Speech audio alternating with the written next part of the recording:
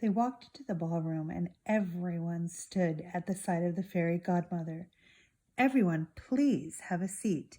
I've come to bless the baby princess with a gift, and then I'm going to take my grandchildren home, she said, and put her arms around Alex and Connor. Grandchildren? Cinderella asked. I had no idea. Why, that practically makes us family, she said, smiling at the twins. Did you hear that, Alex? Connor said, leaning close to his sister. Cinderella herself just said we're practically her family. I know, Alex peeped, and I'm trying not to cry. The fairy godmother took the newborn princess into her arms. The twins were excited to see their grandmother in action. She's beautiful, dear, she said to Cinderella. My gift to the princess will be bravery. She may need it in the years to come.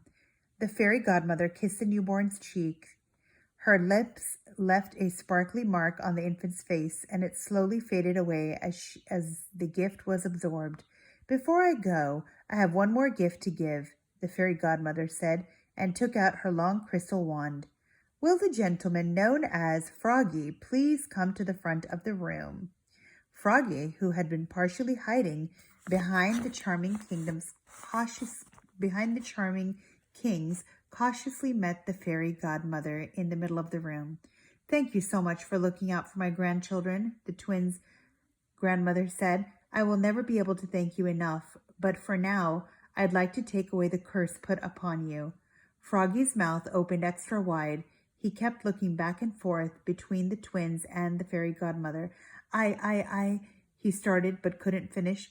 The fairy godmother waved her wand, and the curse cast upon him blew away like dandelion seeds in the wind. Froggy wasn't Froggy anymore. He was a man.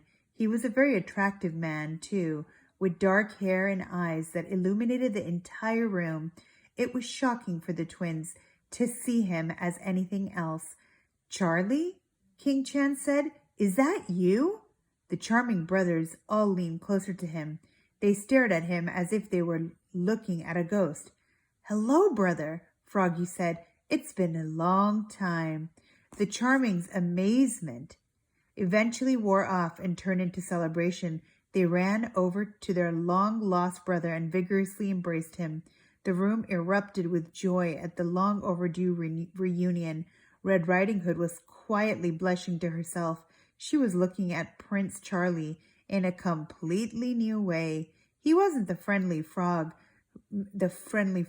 who'd saved her in the collapsing castle anymore. He was husband material. We thought you were dead, Chandler said, rubbing his brother's head. We searched every kingdom for you, Chase said, patting him on the back.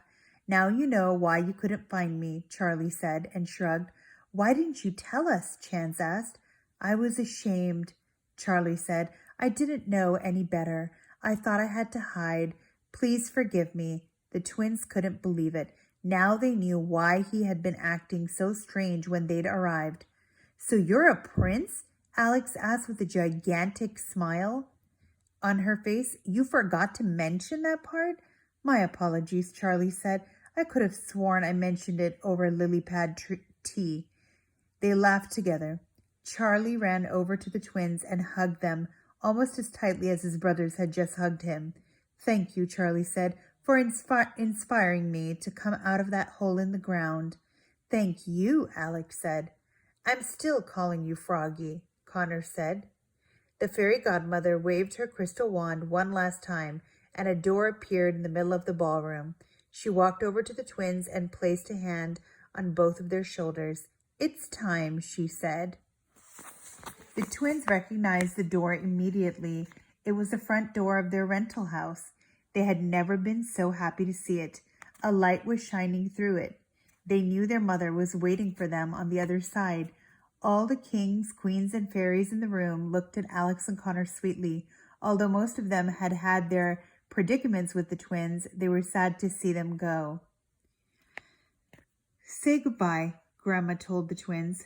Connor couldn't wait any longer and ran straight to the door. Bye, Connor yelled at everyone in the room without looking at them. He ran through the door and disappeared. Home at last. Alex looked up at her grandmother. Will we ever come back? She asked, hoping with all her heart for the answer she wanted to hear. Someday, her grandma said. Alex took a step toward the men and women she had grown up reading about her entire life. She could have sworn she had had a dream just like this one.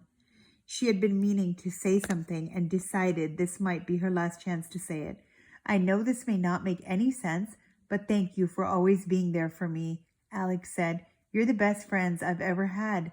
They didn't quite understand what she meant, but they were all very touched by her words.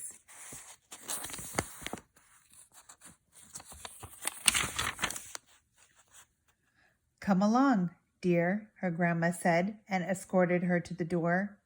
Alex wiped away the tears that had been brought on by saying farewell. She couldn't help but smile as she walked through the door with her grandmother, though, because she knew in her heart it wasn't really goodbye. And that is the end of Land of Stories.